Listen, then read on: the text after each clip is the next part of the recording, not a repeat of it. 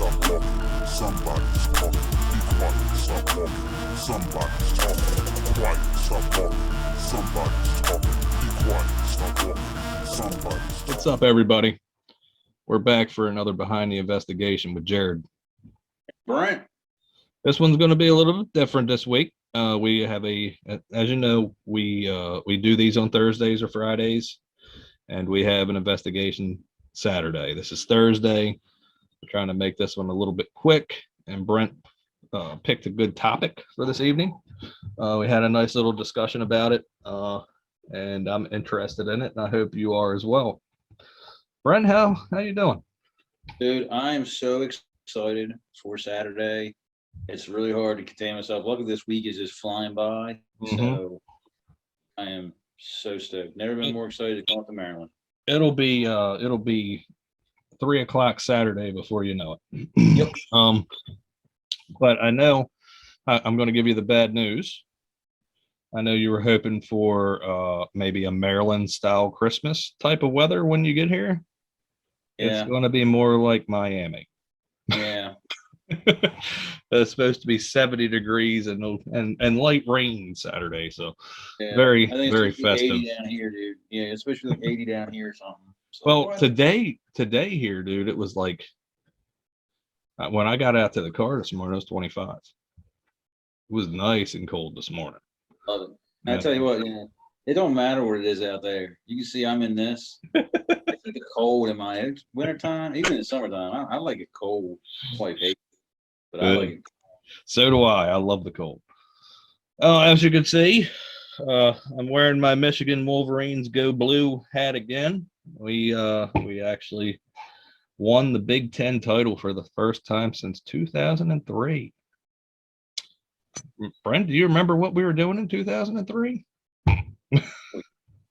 It might go along with tonight's episode. Oh, yeah, there you go. That's true. So, also, if anybody is into festive beers, I suggest the Holiday White Ale from Sam Adams. Very good. Brent? I always recommend whiskey, whatever you get. All right, so let's get into what we're going to talk about this evening. I think it's a very interesting topic. All right, let me give my pitch here, and this is my thought. So this is behind the investigation, and I've seen a lot of people. We read everybody's comments, and we try to respond back. I think we respond back to everybody. One of us does at least, and there's a lot of love for this show here we're doing, and the information that we're providing, and for the most part, it is going behind our investigations and kind of talking about what happens during said investigation. But even the ones we branched off from actually talking about a specific investigation, we've gotten a lot of people that are interested. Yeah. And I'm hoping that people will find this interesting, because what I'd like to talk about is how we actually transition from the early days of just going out and finding a creepy abandoned place. Nothing wrong with these things, by the way, but going out and finding like an abandoned place and sneaking in there, or going to the graveyards and just trying to get into somewhere where we can start doing something. And believe me, folks, we all do that. We all do that. We used to live off of that. If it's all you got, it's all you got. This was an every weekend thing for us for the longest time, especially being in Pasadena, Maryland, where there's not much to do on the weekend. Yeah. So, but the fact is, we did transition from doing that to actually getting reputable locations, and we went actually from that to getting people saying, "Hey, I see what you're doing. Can you come to my house?" All right, so residents. Yep. And then went from that, actually, in the same time, had that and had the historical societies. That's the big thing that said, "We want you to come here." And I see, that's our growth here for us. And there's places you can go, anybody can go, you could pay to go get taken on the tour. You can, or to conduct a private investigation, and Right. you have the people who are chaperoning there with you, and you can do that. There's a lot of this place, and maybe that's what you can get into. But we kind of skipped that part. We skipped that and went right to Yeah, being requested. And you got these places, and don't get me wrong, folks. I know Trans-Allegheny and Waverly Hills, yeah, and things like that. I know they're haunted. Uh, oh yeah, they're and if you can get historically into them, haunted. that's awesome. Um, Yeah, but I mean, what are we going to produce that the 10 someone else other has it. groups that did it that week And produce? if you're looking, and So, if you're just looking to get your foot in somewhere and actually get into a place that is known to be active, um, haunted, if you want to use that term, and really start getting into it, it's great. oh yeah, What I wanted to do here is see if we could talk about uh, how we actually took the step. What steps? And you did a lot of this legwork, so I'm gonna ask you questions. How did you talk to people? How do you present yourself, our team, um, and just kind of get over that that hurdle of breaking the ice and saying, "Hey, this is who we are and what we'd like to do," and to build us to where we are right now. Because there's nothing different or special about us. And I'm not trying to lowball us here, but yeah. anybody should be able to do the things we did. There's no magic here. We didn't go out forking out thousands of dollars to Mhm. get into places. So if people are interested in going the way that we've gone, what kind of information can we present on how to identify a place, how to talk to them to get in, and then how to conduct ourselves or a group while you're there to maintain All that right. relationship, like that. So First and foremost, you always have to conduct yourself and your group as professional and respectful as possible. And that means during investigation and not during investigation. What happened, like you said, we got gifted the Von Paris building yes, because that was owned by a close friend of the family. And we had free access to that. And that opened our eyes to big time. saying, hey, like, dude, we have no pressure here. We don't Dude, have to worry about the police coming. We don't yep. have to worry about catching a damn trespassing We charge. have electricity. We have I mean, there electricity. was so much there where it was like, wow, hold on. We are allowed to be here. We have our whatever schedule, we that place we just whenever we wanted to be there, we go. And we could test things we wanted. We had time on our side, and not sneaking, not having to worry about is someone else gonna come in here? Mhm. Is someone Is somebody here already is somebody here already? Yeah, sleeping? yeah, Am I going to wake somebody up with a knife? We didn't have to exactly. I worry mean, that's about that there. And I was like,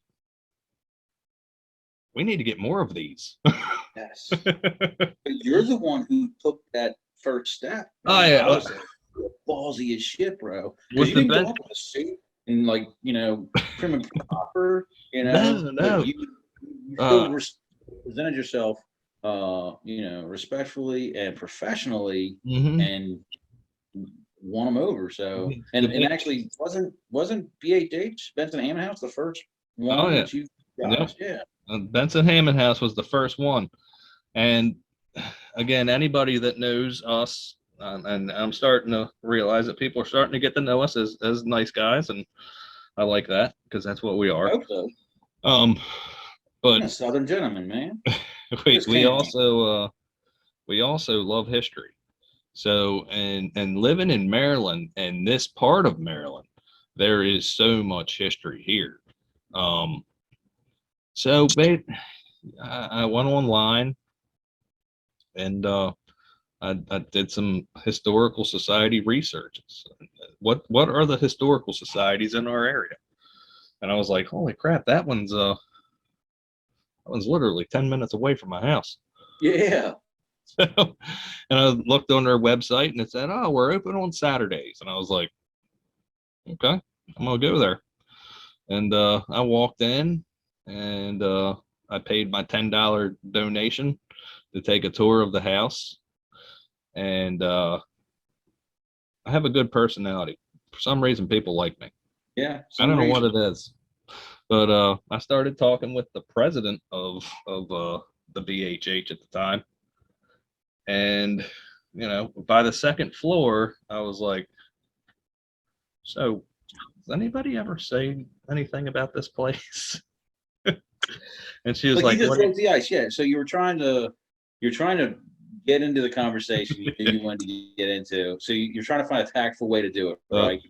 But it's an respectful, but awkward fun. conversation. It could be. Exactly. Just throw a little bit of conversation out there. Hey, not too serious. Don't take yourself too serious. But hey, anybody ever said anything about this place? And she said, "What are you talking about?" And I said, "There's a little staticky in here." And she was like, "Oh yeah, we get that all the time." I was like, Who "I you bet you know? do." And I flat out said it right in front of her. I felt I was getting the feeling to Iggy that she was cool with it. Yep. And I broke out my digital voice recorder and I said, "Can I use this right now?" And she said, "Go ahead." And we called an EVP right there in front of her. And I played it for her and she was like, "Oh my goodness, yeah." And I said, um, I run a paranormal investigation group. We can come here and do an investigation for you and see who's here. And she was like, "Okay, well, I'll charge you $25." And I was like, "You're not charging me $25 to come in here for 6 hours of your time." I was like, "I'm going to give you $150. How about that?" Yep. And man, they loved us right off the get. They loved us, and we ended And up getting the keys to that place. yeah, and just to be clear, I do think there's a lot of facets here to this. One, the first one is how you presented yourself and the personable. First off, you were in there for the love of the history, not Okay. for here to chase, find out if there's ghosts Mhm. and ghost hunter. It is I'm here for the history. Respect what you do. Mhm. Also, but you found your window and you went through and Mhm. you established the communication, the respect for that topic, and then it was just you played on it.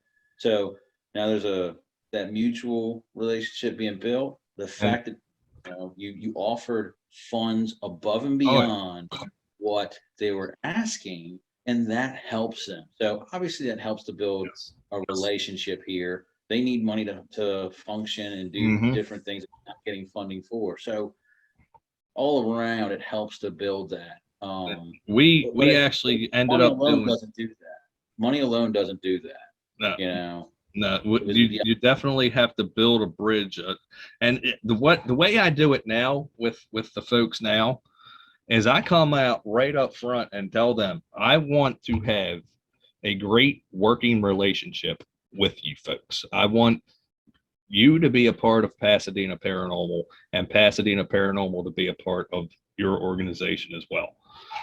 That's one of the selling points right now. So, we also, if one of our clients needs help moving something, yep. or hey Jared, Decorating. we need to decorate for Christmas. Yes, we'll help. Yep. Or hey, could you help volunteer this weekend? Every now and then, yeah, we're going to come down and we're going to help them out. Yep. We also, with the BHH and London Town, which we'll be at Saturday. This is Thursday. Sorry, folks, it's not Monday in this world, Yeah. but but Saturday we did public ghost tours, and that brought major funding to the locations because we didn't take any money out of it. We gave Yep. all the money to them. Uh, And I'm going to Pasadena say this. Paranormal, An interesting Pasadena point. Paranormal, 1 year, made Benson Hammond enough money to replace the AC unit and fix the mold problem in the root cellar. Yeah, those are big things for them, Oh, huge yeah. things for them. And the interesting thing is the impact that it made. And I'm not trying to say this is a positive thing. I'm going to say when we left the field, they needed that, and they noticed how much it helped. So they actually went to others, and Mm-hmm. unfortunately, they were not as respectful, Yes. and they did not have the heart for the location that Mm-hmm. we did, and they felt that too. They did bring in money. They did, they were able to do ghost tours, and they were able to get funding, but they really did not have the love for the place, and that is a big part that I think Well, helped to establish the relationship off the start and maintain it is the love that we put for the location, and the respect and the desire to see it succeed and be maintained for the history side. the ghost tours are in good hands now because Yeah. Ed has taken over. Ed's a free. He's a switch hitter. Oh wait. Another Well, team, and he's on our team. He's loved by our team. He's loved by the other team, but the other team is taking over control of the public tours for Benson Hammond, and I am happy about that. yeah, me too. Because there was others that came in there that. Oh yeah, the ones before them. And if this is getting out to you, I'm looking at you. If it does, I've heard something. This is getting out to you. I don't like that. Oh. So I'm sorry. I had to from do there, that. so we established that. Hey, I've been waiting to do that to somebody, and you know who you are. you know who you are. So we had BHH, I and got then where. it went to do what? Oh, Warehouse. um, All right. So the how did you progress this from? So you established at BHH, and what was the next step to like London Town? Did you get reached? Did we get reached out by London Town, or did we reach out to them? I think London Town. Amy. No, I reached out initially. Okay. And that's when we met Amy. And she then had us hooked up with Laurel. Yes. Um, And you can see how this relationship and oh yeah, these are historical society communities. So you get in with one, you can see how it starts to play on all of them, and you start to build a relationship across the board. I am sad to announce that our friend Sean Gladden out at Howard County Historical Society's last day is going to be December 31st of this year. But Sean, I'm happy for you, and I hope you and Carly have a good life together up there in PA. Yeah. You've been a good client, and I look forward to working with the new guy. I know you'll put a good word in for us, so we'll miss you though. Yeah, I'll miss you. So that's another one that we worked with Sean, and we built a great relationship with him. He's a cool dude, and all this stuff.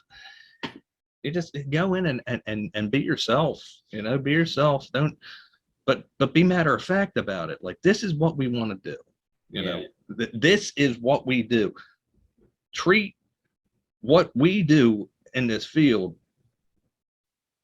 as what it is to us. Yeah, real. It is real and reputable, and with the respect for it that you have for what they're doing, Mhm.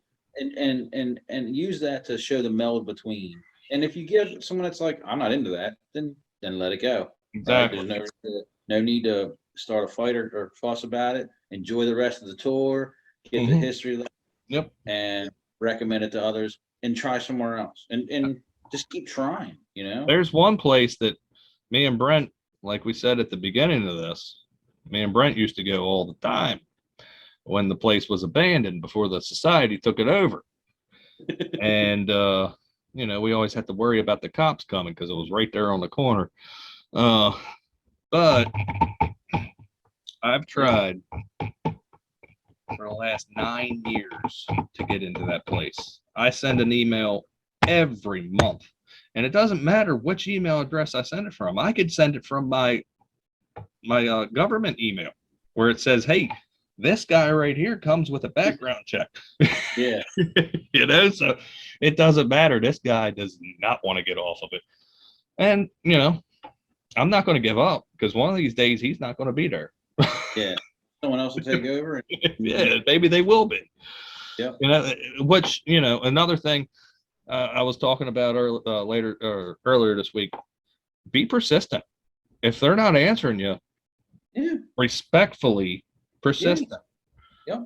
I wrote up a template that I send out, and it gives all our past clients, which is one reason why we landed the Wareheim Myers mansion, because I sent her an email and she got it, and she reached out to past clients, and she did not email me. She called me on my phone because I left my contact information on the phone. And she was like, I didn't know if that was a tracking email or something like that, but I wanted to talk to you because you come highly recommended by 3 different locations that I contacted. Once after the 3rd time, I said, I don't need to contact anybody else.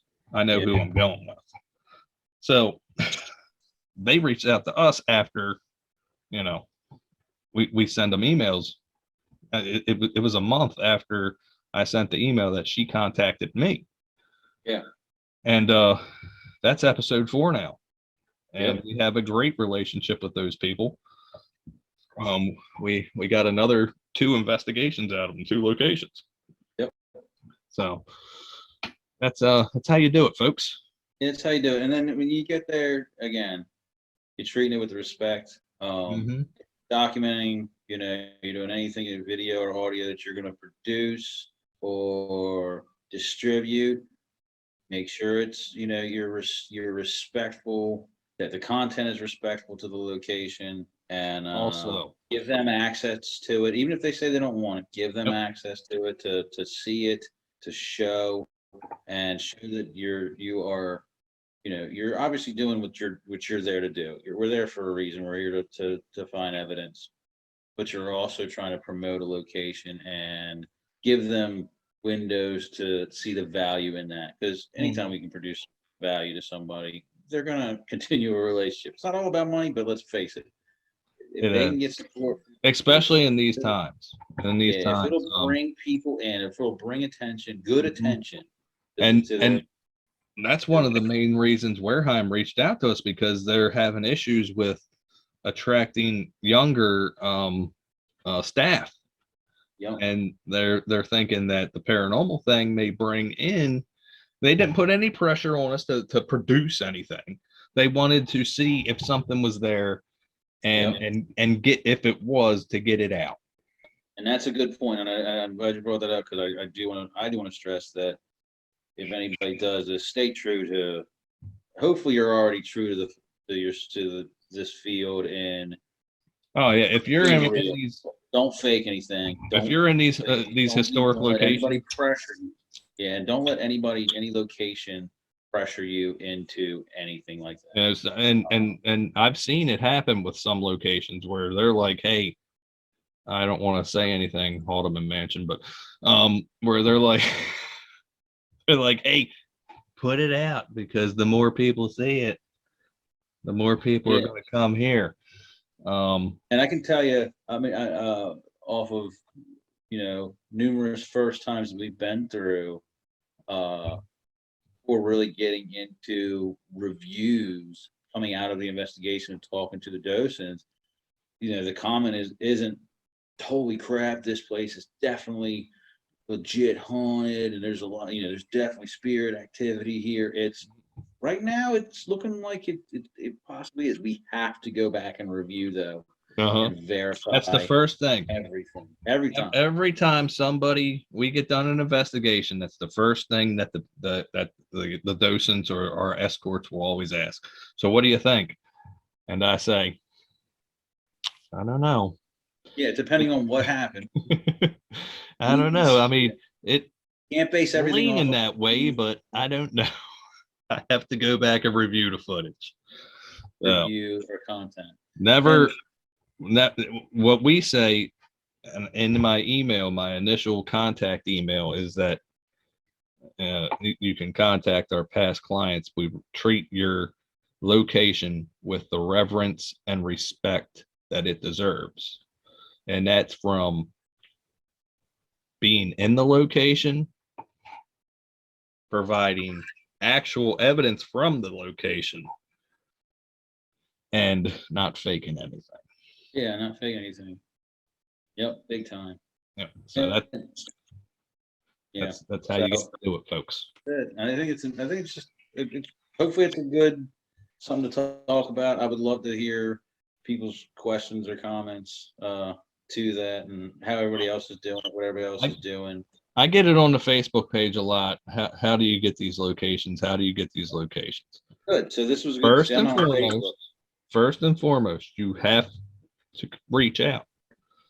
If you don't have a name in this field and you don't have a client base or a portfolio, you have to reach out and you have to be persistent about it. Persistent, respectfully. Copy and paste the same email, maybe once a month. Yeah. Reach out. Present yourself, and then present yourself, whether it's in writing or face to face. Present yourself, respectfully and professionally. Treat it like this is a job. It's a job interview. They may not realize it's a job interview, but treat it that way. Like I'm here to sell myself, sell this team, sell what we do to be a client. We want to get in here and see what's what. Yeah, and it's like last week. I was talking with Kevin, and me and Brent, this is what we love. This is what we love. We can't even stay away from it. We can't even stay. We tried to. I was happy.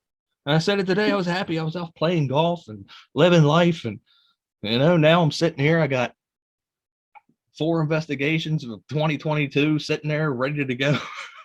I got we got one coming up this weekend. Well, I'm geeking out like I'm 18 years old again. Like, holy crap! Yeah. This is what we love, and whatever we can do to better this field is why I feel that we're here right now. There's things that we went away for a while. We went away for a couple years, but when we came back, I noticed that this is a little bit different from before. There's a little different. I can definitely say they're happening that I don't like. On that note, also though, with things changing, I recognize it in myself. My attitude, my focus is different. There's a maturity that has been acquired. Well, we're 42 years old, Brent. Yeah, not just from our years of life, but the years of experience in the field, and definitely changed me. But you made a comment, and I just want to kind of piggyback on earlier about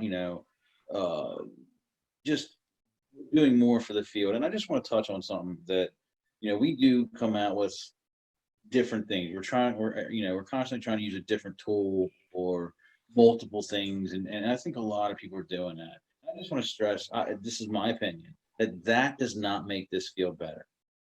The technology, whatever tool is being used, doesn't make this feel better. Yes, it's cool if it works, but it's the investigation, it's the sincerity behind it, and if all you have is a voice recorder, digital voice recorder, or an analog tape recorder, if that's all you got, then use it and use it correctly.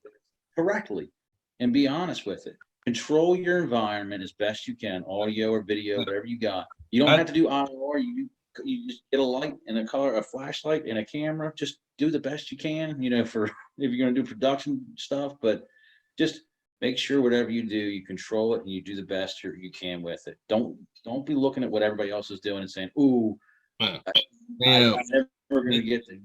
Don't judge it on what everybody else is doing. Be true to yourself. Be true to the field, and get out there and do real investigations. This field is not all about views and watch hours and comments and likes. It's not. This is a tight knit group. I mean, there's a tight knit community. Doesn't matter if you have, whatever, hundreds of thousands of subscribers or 5. You're getting paid by this. We're all in this together. That's why if you go to my community tab or our community tab on YouTube, every day I'm sharing people's content, trying to get them out there, trying to get eyes on them that we feel are doing a good job in the field and supporting us. And it may not be because we went and found them. They came to us. We don't know about YouTube. My goodness, how many different paranormal groups across this world are out there. There was a dude, I commented on a video the other day. This guy, I shared his channel. Again, we're not giving shout outs on here anymore. I'll share your channel again, buddy. But he came out with a video saying that we went to do this investigation and we didn't get anything. The video was like, I was going to post this video today, but we didn't get anything. So I'm just going to talk. And I was like, dude, this video is fucking awesome. I was like, amazing. Thank you. I love that. Because we all know it comes in waves. It doesn't happen all the time.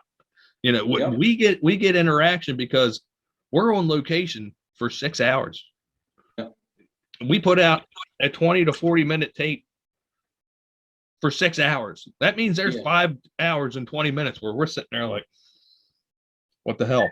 It is. That's exactly right. And the benefit does come when if you can get into locations that constantly go to, you can build that bridge with multiple times. Multiple times. You're not going to have the same investigation twice. Yeah. So I mean, it may look the same on your camera, but you're not going to get the same investigation twice. We've been to Benson Hammond hundreds of times. We have never encountered investigation like episode 1. And I guarantee when we go back in January 15th, bits and pieces from that episode are going to be on there, but it's going to be different. It'll be a completely different investigation. You know it will. And, I'm not trying to keep dragging this out because there's so much. We could take this conversation and make a saga out of this probably. But, when you're doing this, something else I just want to bring up is, ghost tours. All right. And this is one I will admit there's a love-hate in my heart with it because I love it for what it does to help out. I hate it, Jared. I hate it because it's almost like you're in a position to try and produce something. Exactly. You got people who pay money to come in for a ghost tour, so now I have to try and stir this up and hope they'll get something enjoyable out of it, so they come next year. Or they tell their friends. And that's why I'm trying. I am against producing evidence. We don't produce evidence. No, we don't. We document. We don't produce. We've said that hundreds of times before. So be honest with your client. Be honest enough with people. Not trying to talk them out of it, but be honest. Like, hey, let's see what we can get. But I would definitely suggest before doing signing up for to do any ghost tours for a client that you get in and establish that communication. Exactly. You've seen this if you've watched multiple of these shows. You hear us stockpiling evidence and building a bridge. That only comes with multiple times at a location. I can't stress that enough. If you have good ties to a location, don't think, oh man, I don't want to go back there again. Yep. Don't do that because again, your investigation most likely is going to be different from your last one. Absolutely. Plus, that bridge is already built. You don't have to build it at another location. Right. You can build on it, not build it. Yep, exactly. Think about how much more evidence that you actually can acquire, and using different tools. Yeah, exactly. Like we still have, I still have 90 something videos from old investigations. Yeah. That's because we went multiple times and they started feeling comfortable with us. And I mean, shit just started to roll off. Yeah. That doesn't happen with the first time. Like Wareheim, Gresham, those were our first times. Those were also the first times that both of those were investigated. Anybody's even investigated. Talk about hard. Talk about hard to build a trust. My goodness. and I will say the reason for such excitement for Saturday, we've been to this location numerous times. Yes. It's because we've been there numerous times and we know the interaction. You guys have seen the clips that we've played on from the interaction we've got. We know who to address. We know, hey, we should set this up here because it likely will get used by someone here. Yeah. We have that because we've gone back numerous times. Mm-hmm. Yep.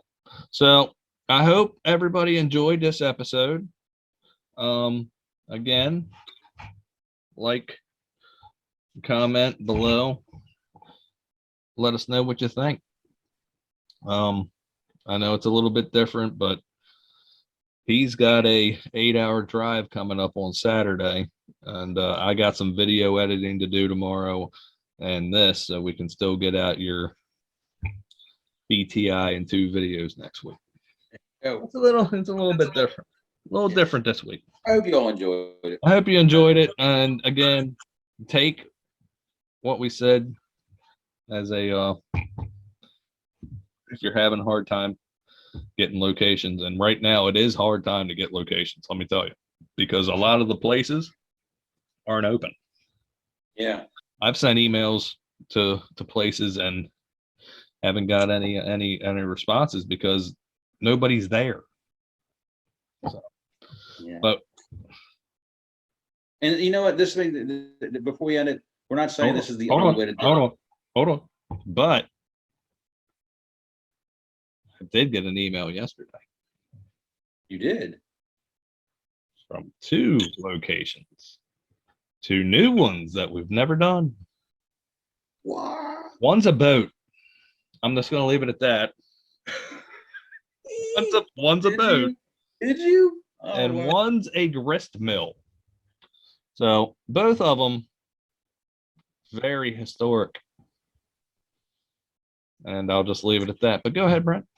I was just going to say, that's awesome. I was just going to say, by no means are we saying that this is the only way to do it. We're just sharing our experience. No.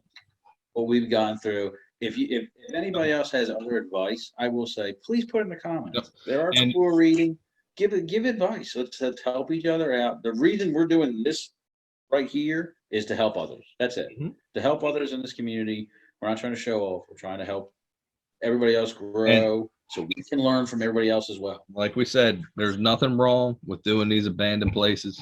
No, I love watching it. We used to love them. I'm too old for that now. But now we both got government clearances and we can't do that. we can't lose those. Yep. So that's about it. We're going to leave this evening. I hope you enjoyed it. Again, comment and like, and let us know if we're doing a good job. We want to know. So for me and Brent, I wish you adieu, and we will not let you walk into that darkness alone. Go blue. See y'all.